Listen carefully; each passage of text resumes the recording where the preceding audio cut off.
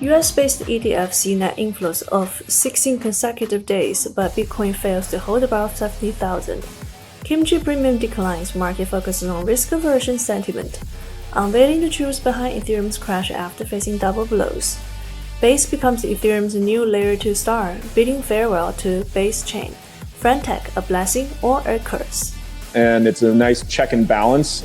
Abnormal fees and hacking incidents, this time Mercury retrograde hits OKX hard. South Korea sets guidelines for NFTs, New Zealand goes crazy for Bitcoin, global crypto regulation sees diverse voices. Re-evaluating the world with cryptocurrencies, mastering the 24-hour wealth code, and let's gradually become wealthy together. Monday, June 10th, so here's the 24-hour cryptocurrency headline sponsored by DeepCoin. So this is Bitcoin TV's channel, so how's the crypto world heading? I'm Zhu. Last week, the US Bitcoin spot ETF saw net inflows of 1.829 billion, with a daily average inflow of 366 million. Calculated at 70,000 per Bitcoin, the daily average provided a market purchasing power of 5228 Bitcoins. This allowed Bitcoin to reach a high of around 72,000 from 68,000. However, as of now, Bitcoin has still failed to maintain above 70,000. Overall, traditional financial markets are still very interested in the cryptocurrency pie. Additionally, the Hong Kong spot ETF saw net inflows of around 29 million last week, with net inflow of 31 million on June 3rd alone, while remaining 4 days saw net outflows. Therefore, the trading sentiment and trend for the Hong Kong ETF are not ideal. As of yesterday, the number of active Bitcoin addresses broke the downward trend since March 5th. In the past 24 hours, over 765,000 Bitcoin addresses were active. Exchanges saw a net outflow of approximately 21,000 Bitcoins last week. However, the daily average net inflow of funds into the Bitcoin spot ETF was as high as 366 million, a purchasing power strong enough to drive the market crazy. In just the 5 working days, nearly 26,000 Bitcoins of followers were attracted. In comparison, the exodus of 21,000 Bitcoins from exchanges seems like a small matter. Far from satisfying expansion ambitions of the Bitcoin spot ETF, market sentiment remained rocket solid with no large-scale hoarding phenomenon occurring. Assets simply moved from exchanges to the embrace of Bitcoin spot ETF. Since late April, despite a significant rise in Bitcoin prices, the Coinbase index has mostly remained in active premium territory, indicating that crypto investors represented by leading US investors have been cautious about the market's future trajectory. The lagging indicator, the South Korean kimchi premium, hit a low of 0.62% on June 4th, but then rebounded to 3.42% on June 6th. Additionally, according to CoinMarketCap's archive data on June 9th, the global trading price for Bitcoin was 69,288, while upbeat Bitcoin's price was 71,130, a premium of 2.658%. Bitom, Coin1, and Corbit also showed similar premiums. In other words, the kimchi premium fell below 1% after approaching 10% in mid-April, but is now rebounding. Typically, this situation indicates an increase in demand from South Korea, which could potentially drive up Bitcoin's price in the short term. In the second half of the year, with the expected approval of the Ethereum spot ETF listing, the gradual growth of the ecosystem, the onset of passive deflation, and the increasing availability of staking tools and data, Ethereum can only get stronger, not weaker. Under these multiple positive expectations, give it time and just keep waiting. This bull market is bound to be different from previous ones. 2020 was a slow bull market with a major crash before the halving, allowing everyone to board. However, this bull market is clearly a fast bull market, not giving people a chance to react before taking off. Every time Bitcoin and Ethereum retrace, if you are slow to bottom fish and add to your positions, within a week or two, they'll rally again. So cherish every retracement in Bitcoin, especially the big ones. Ethereum has suffered a Waterloo recently, with a 4-hour drop approaching 4.1%, and calls for long positions to be liquidated one after another. The mastermind behind this is actually the hawkish U.S. non-farm payrolls report. 272,000 new jobs were created, far exceeding expectations, causing the global encryption market to surge instantly. What's even more exciting is that at this moment, a sleeping whale woke up and transferred Ethereum worth $56.1 million to the exchange, accounting for 25% of its holdings. This huge amount of transfers made the market smell uneasy, and Ethereum was the first to bear the brunt and suffered a heavy setback.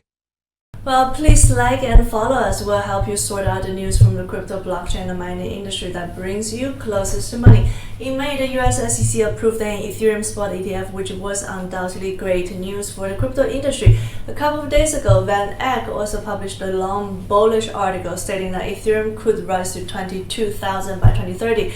Next, various issuers will wait for the SEC to approve their S1 forms as the final step for listing Ethereum ETFs, but there is no clear deadline for approving this document.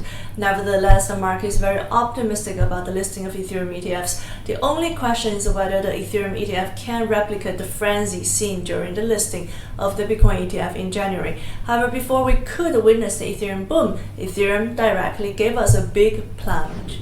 Base chain, the Star Layer 2, born with a golden key, gained the support of the top US exchange Coinbase, relying on the SocialFi centered around the Farcaster and the prosperous meme culture. It stood out among the Layer 2s and occupied a position in the crypto market. Under the dual resonance narrative, the Cancun upgrade and the approval of the ETH ETF, Base Chain made a surprise rise among the Layer 2 projects.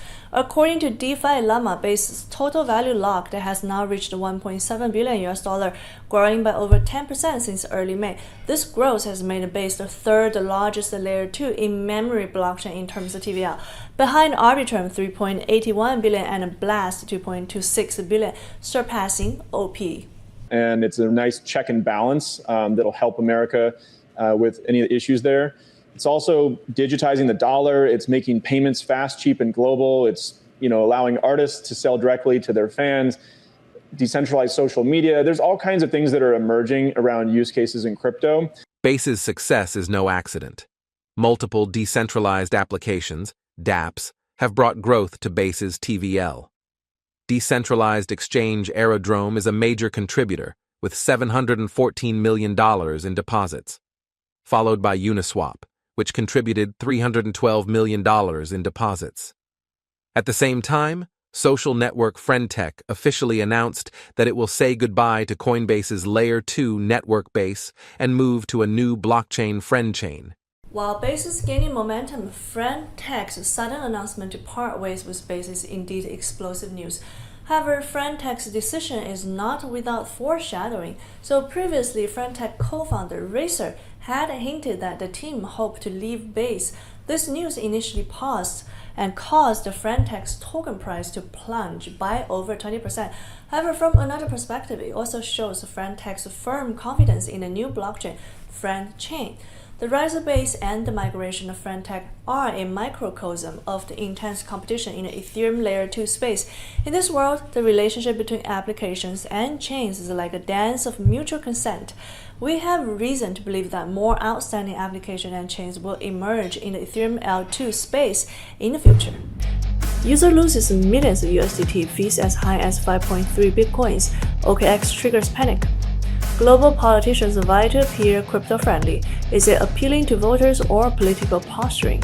Recently, the OKX exchange was exposed for conducting asset consolidation operations with a staggering gas fee of 5.3 Bitcoins. The exorbitant fees were not only jaw-dropping but also raised concerns about the exchange's fund security among users. However, OKX officials quickly responded, stating that it was merely a test program and they had ceased operations after being inquired about it. Nevertheless, this incident still dealt a blow to OKX's reputation to some extent, but trouble doesn't come along. As one wave subsides, another rises. Many users stated on X that amounts such as 1 million USDT or 800,000 USDT were stolen respectively, and they encountered similar abnormal situations. After analysis by security experts, the methods by which these users were stolen were quite cunning. Hackers first bombard users' mailboxes with spam emails to create chaos. Then they use the market price to buy Ethereum coins crazily, causing market fluctuations. And finally, they withdraw the victim's Ethereum coins by stealing SMS verification codes.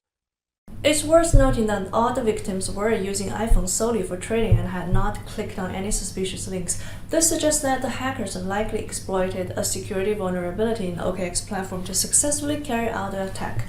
Apart from the above features, the victims' SMS notifications all came from Hong Kong, and new API keys with withdrawal and trading permissions were created. Faced with this series of security incidents, OKX Exchange responded promptly. They stated that they have contacted the relevant users and are investigating the situation. If it's ultimately determined to be the platform's responsibility, OKX will proactively bear the losses. Perhaps it's time for centralized exchanges to consider how to ensure user security, as the trust of users is what exchanges rely on, right?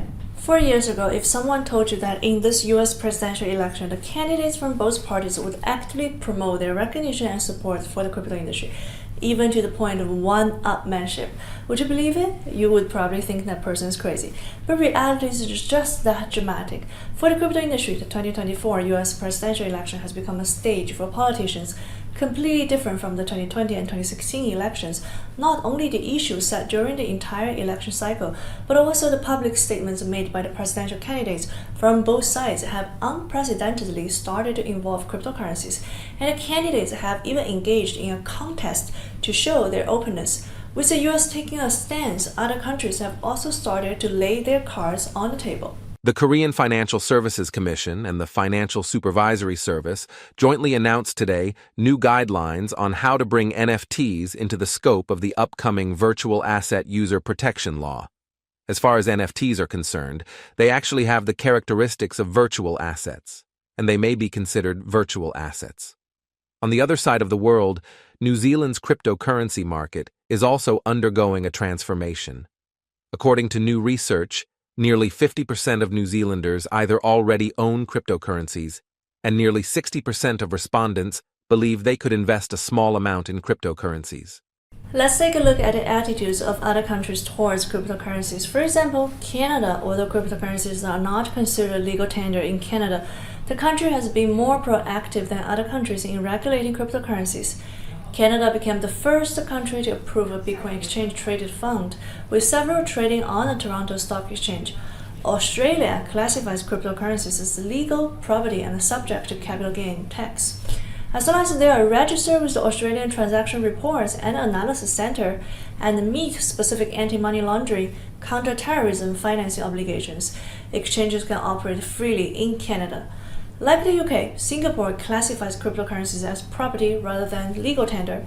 India has taken a wait-and-see approach to cryptocurrency regulation, neither legalizing nor punishing its use. Many countries are making progress, but it's a slow and controversial process. David Bailey, the cryptocurrency aide for Trump's campaign team, recently announced that Trump will hold a roundtable on U.S. Bitcoin mining. Bailey explicitly stated that recognized industry participants will attend this meeting. The official Ethereum L2 network ZK Sync has stated that users should enable notifications and follow the community account ZK Nation, dedicated to managing, protecting, and developing the ZK Sync protocol.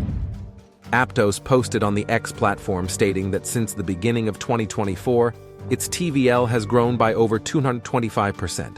With over 789,000 new users added, and new DeFi partnerships and products are flourishing. According to data from DeFi Llama, as of June 8th, Uniswap's front-end trading fee revenue reached $37.78 million. Data shows that the weekly trading volume on Ethereum-based DEX declined by 52.9% to $10.77 billion over the past week. During the same period, the weekly trading volume on Solana-based DEX was $9.781 billion, up 25.28%, and the weekly trading volume on BSC-based DEXs was $4,567 billion, up 24.12%. Well, that's the main content of today's program. Our channel focuses on curating valuable news from the crypto, blockchain, and mining industry, providing news updates as well as in-depth special reports. If you find our channel valuable, please share and follow, and consider becoming a member so that we can all get rich together in the bull market by adding a zero to our assets. See you tomorrow.